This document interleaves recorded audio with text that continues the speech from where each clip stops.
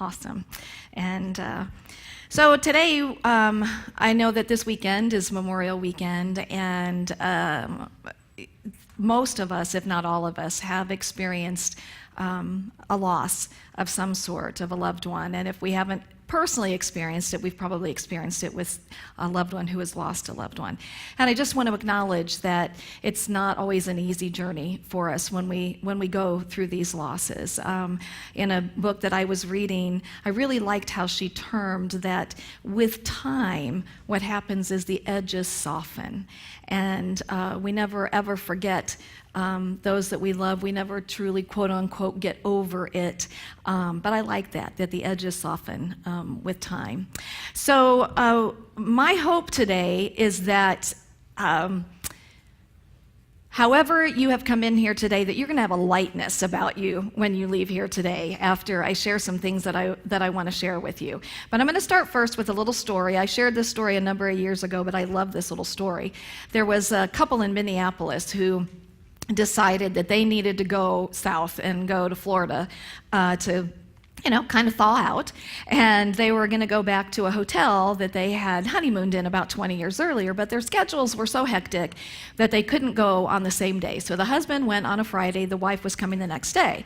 So when the husband gets there, he gets checked into the hotel, and when he gets into his room, they have computers in the room. So he's like, oh, this is great, I'm going to shoot my wife an email. So he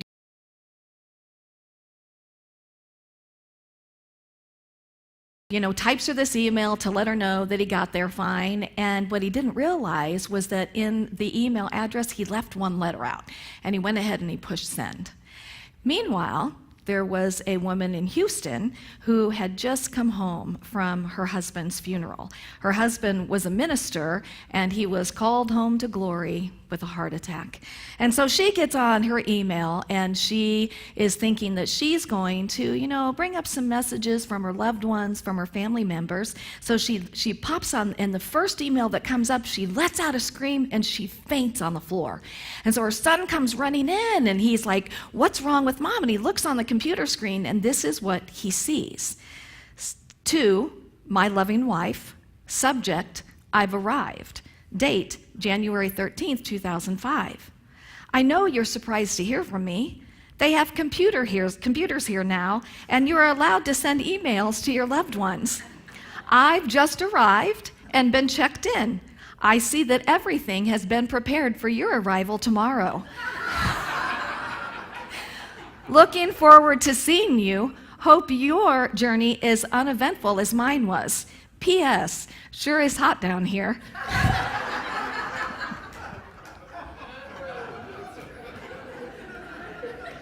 Ba-dum-bum. Okay, so we know that tomorrow is Memorial Day, and traditionally it is a day that we take time to remember those who have given their lives in service to our country, and it's important for us to honor them and to remember them. And we also recognize that this day has grown to encompass a time that we all take the time to remember all of our loved ones who have passed on into the greater dimensions of life. In Ecclesiastes, it says, to everything there is a season, a time for every purpose under heaven, a time to be born and a time to die, a time to plant and a time to pluck up that which is planted. Now, how many of us recognize that life is in a constant state of change? Yes? Yes. And one of the most daunting changes that we face is death. In fact, they've said, I don't know who they are, but I believe it's true that the two greatest fears that we have, number 2 is public speaking, but number 1 is death. And in Corinthians, it says the last enemy to be destroyed is death. And I think from a very literal interpretation of this, it's the recognition that there is truly no death, that we move beyond the concept that we actually die. And so we no longer fear it, or we no longer dread it. And also today is my thought just passed, there it went again. I'm sure it'll come back. So I'm going to move on to the next thing because it's somewhere in the room. Reverend Eric Butterworth, thank you. If you catch it, send it back to me, please. The late Reverend Eric Butterworth says, "There is that of you that is more than your body, and the you that transcends the body, the eternal, ever-living soul of you, has woven the body temple and is the sustaining influence of it. But if the body becomes unfit for further service and is laid aside in the process that we call death, this is in no way the end of you. The you that is more than your body moves on to be clothed anew according to God's purpose." He goes on to say the important thing to know here is that you are an eternal expression of the universal flow, and there is no beginning and no end of you. We are not going to die into eternity. Eternity is happening right now.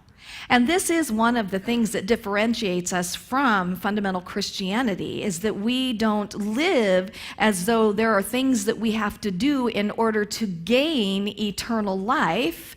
We recognize that we are in the midst of eternity right now. And in that, it is so important for us to embrace this life experience and to live our best possible life, to really, dive into this life and experience in its fullness. Now, I want to share with you some practical aspects about this because I think this is so important. And the number one thing I want to encourage you to do is to talk to your loved ones about death. And this can be a tough topic to talk about. I know when I bring this up with my daughter, it's like she wants to cover her ears and say, "Don't talk to me about this." But we don't do our families any favors by not stepping into this topic. And in doing so, some more practical advice, and I don't care how old you are, if you're over the age of 18, make a will. Do what you need to do to get your paperwork in order. I have been with families and have journeyed through this process with them when nothing was in order. And at a time when you are so emotional, and then you're having to deal with trying to find the paperwork, and there's no will, and things haven't been put into a transferable upon death or payable upon death, things like that, it really causes so much more pain for the family. So do your due diligence. And if you can go see an attorney, you can get online and do a will. So I'm just going to say to you, make it a priority. Don't put it off. And do that for your loved ones because it's so important. Now, I also want to say from a practical perspective that grief is important. Grief is a healing part of our journey. I've oftentimes kind of compared when we lose someone, it's seriously like our hearts have just been ripped open. We've all experienced that feeling. And if we had open heart surgery, we wouldn't think twice about the healing process. And in that healing process, it hurts. That when we're healing from a surgery, there's pain in that, but that's the healing. And so honor the grieving process. There is no time frame for grief.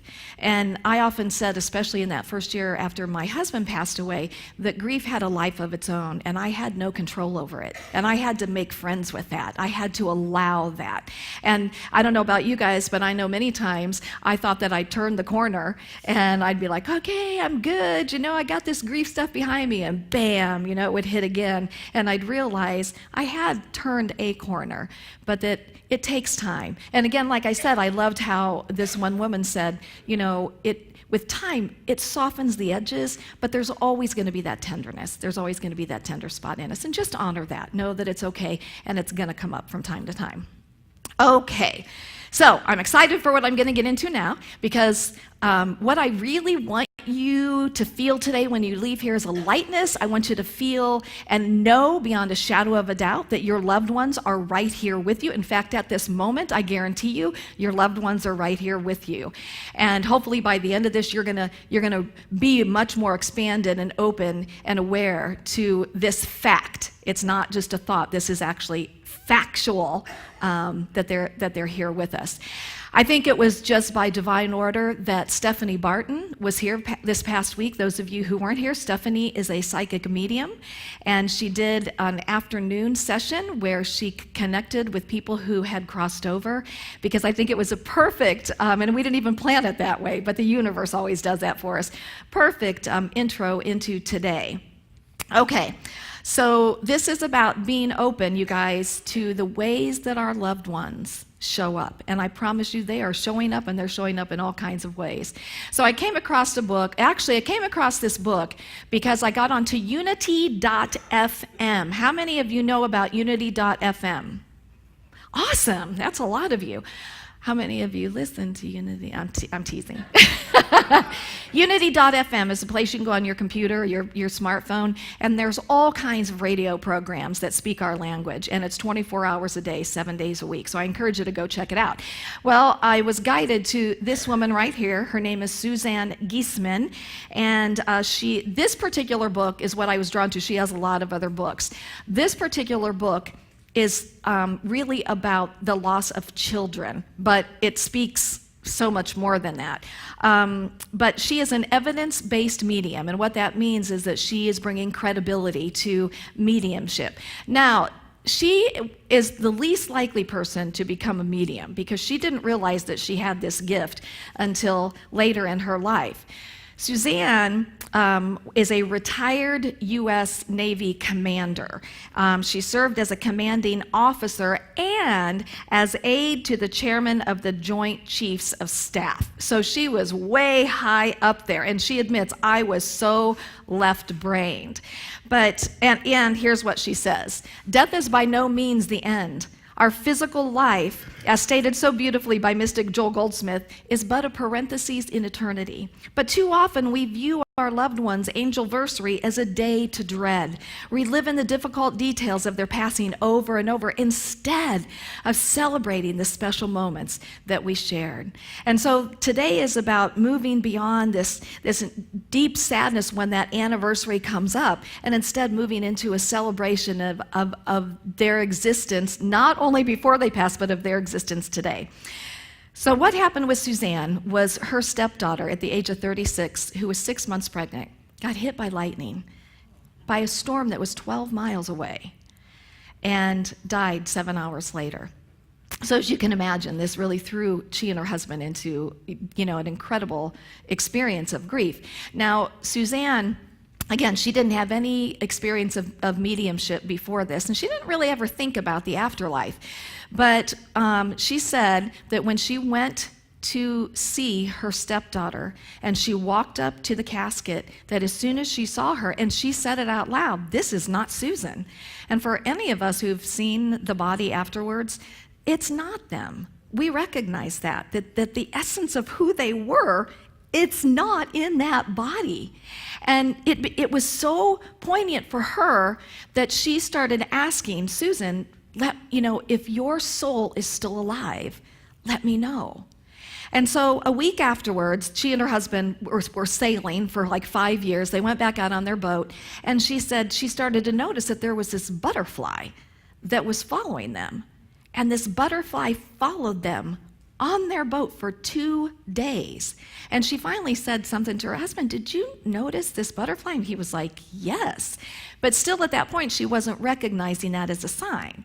And so she said they dock and they go hiking, and this is a week later. So they're in deep grief. And she said, "I'm walking and I'm saying, Susan, if you're here, if your soul is alive, please give me a sign."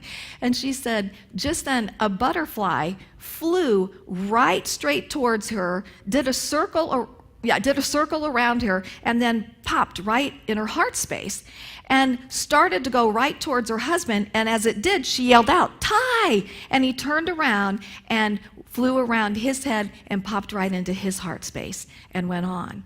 And she then started to recognize, oh my gosh, this is a sign.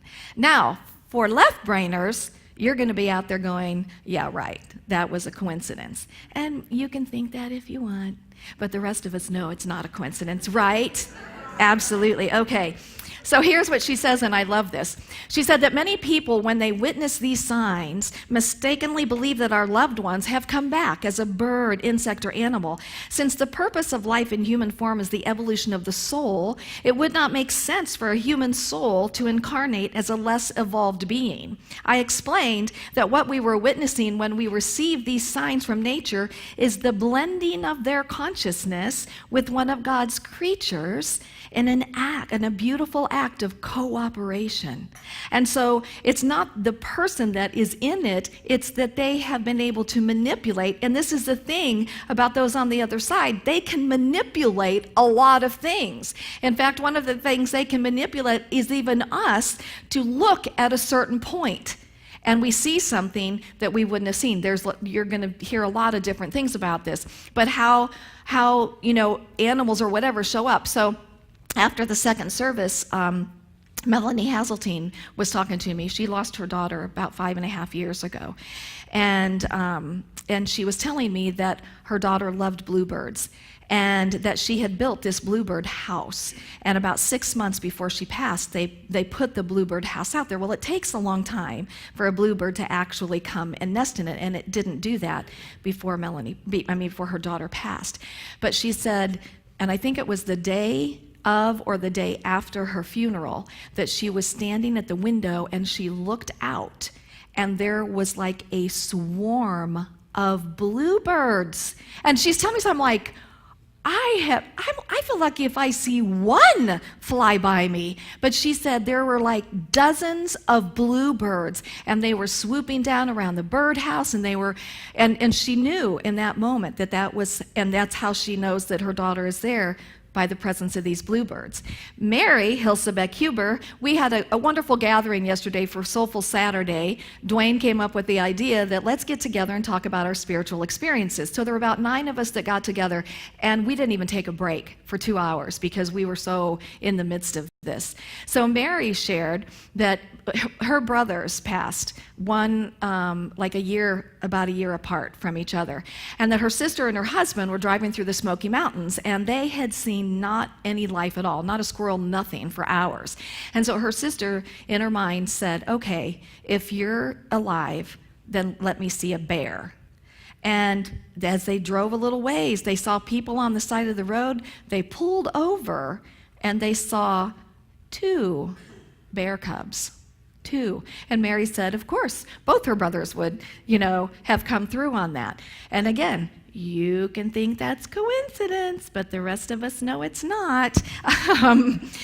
There's no doubt. And was it that he manipulated the bears, or was it that he was able to have her think that let the bear be the sign? Either way, they're connecting with us. The summer after my husband Sean died, there was a number of us sitting on the deck at my house. And we're just sitting there, we're talking about Sean because it was soon after he passed away. And all of a sudden, these dragonflies started coming and flying. And it wasn't like 1 or 2 dragonflies. I don't remember who all was there that day. I don't know if you guys were there. But anyway, I'm looking at Darcy and Tiff because I can't remember. But all of a sudden, there were like 10 to 15 dragonflies that were just flying right above us. And we were all just like, what? And I looked over to my neighbor to the left and to the right, no dragonflies. They were all right there. And we knew it was Sean's way of saying, I'm here. And there's no doubt, And of course, how many of us have seen the cardinals or heard about the cardinals, And cardinals are really considered to be a reflection of those who have passed on before us. This was not from her book, but when I was listening to her on, because there's other ways that our loved ones connect with us, on unity.fm, she was talking about a man whose 9.5-year-old son had passed away. And he said that when he was in the hospital, that after his son passed, he literally felt his hand on his hand. He could feel his hand on his hand, and he knew it was his son's hand because it was very, very soft. Well, in addition to that, the husband was in the hospital or somewhere, and his wife and his daughter were out somewhere. And this medicine man comes up to his daughter and his wife and said, I just got done doing the ceremony, but there's a young boy that wanted me to come to you and tell you that he's fine. And so they were so excited about this, and they went back to tell the husband, and here's the thing. The wife saw the medicine man in full regalia. The daughter saw the medicine man in jeans and a t-shirt. And it was the same time that they saw him. And they didn't see him after he left. I mean, it was like all of a sudden, it was kind of like sometimes they don't disappear, but they kind of disappear. You know, our loved ones communicate with us through many different avenues. Another story yesterday, Tricia Holt was sharing that, that her mom died like 22 years ago. And Tricia was 4 months pregnant with her first daughter. So then she has another daughter, and this daughter is 3 years old, and the mom always wanted to be called Grammy.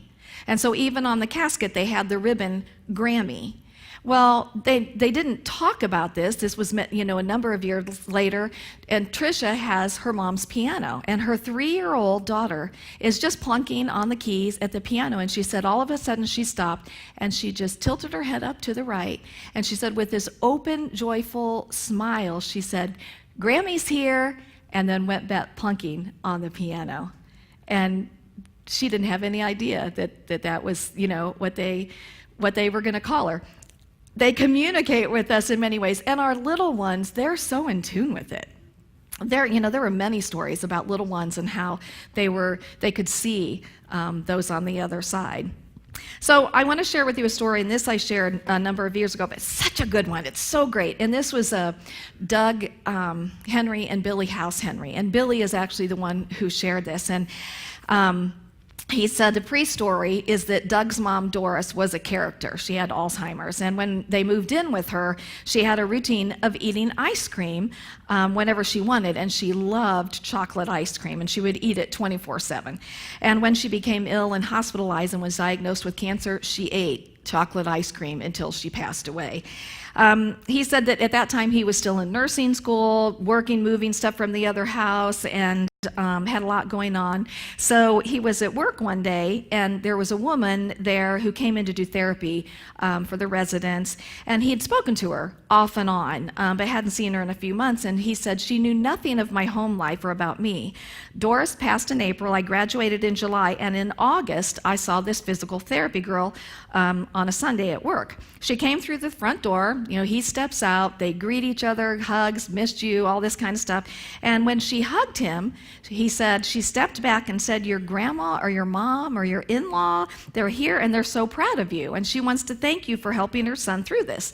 I looked at her and said, okay, and I'm thinking whatever in my head because I'm in the kitchen cooking a pot roasting veggies and focused on the food and not her. She followed me in the kitchen and said, she liked the way you changed the pictures in the hall. And he said, Doris had pictures in the hall that nobody could touch. So after she passed, we put a picture up there and some different ones. I stopped in my tracks and said, okay. She said, you moved them around and put her picture up there, and she liked it. And he said, I guess Doris was trying to convince me it was her and telling the girl the layout of the house. The girl proceeded to say her bedroom was on the left at the end of the hallway, and the bathroom is at the beginning of the hall on the right, and there's a vent in the hallway ceiling by the bathroom door. That there could be mold in the bathroom to check the flooring because the tile is cracked behind the door and could have water damage. And he says, Doris was like an otter when she got out of the shower, water was everywhere, which by now she had freaked me out because she named everything correctly, even a broken tile in the corner behind the bathroom door.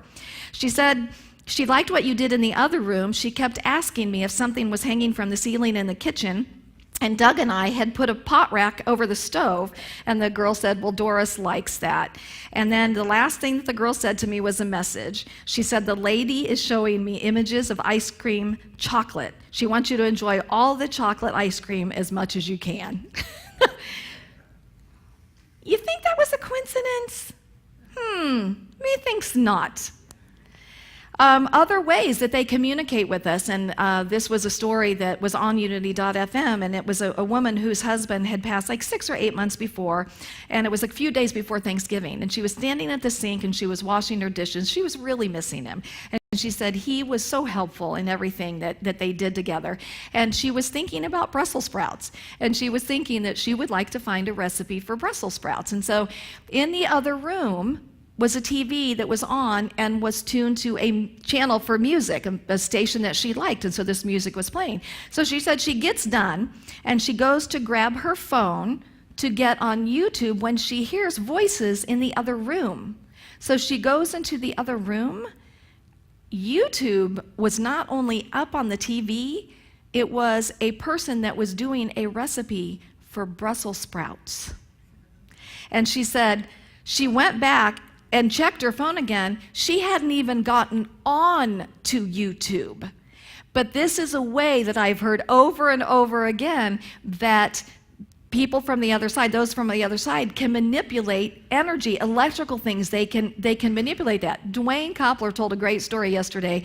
He said that he was on his way home from the funeral home, and he was thinking, I need to find a picture of Mary, and it needs to be a picture that just really shows her spirit. Mary Koppler was the most positive, always a smile, this just energy. And he wanted to find a picture that really captured that. And he couldn't think of one that he had.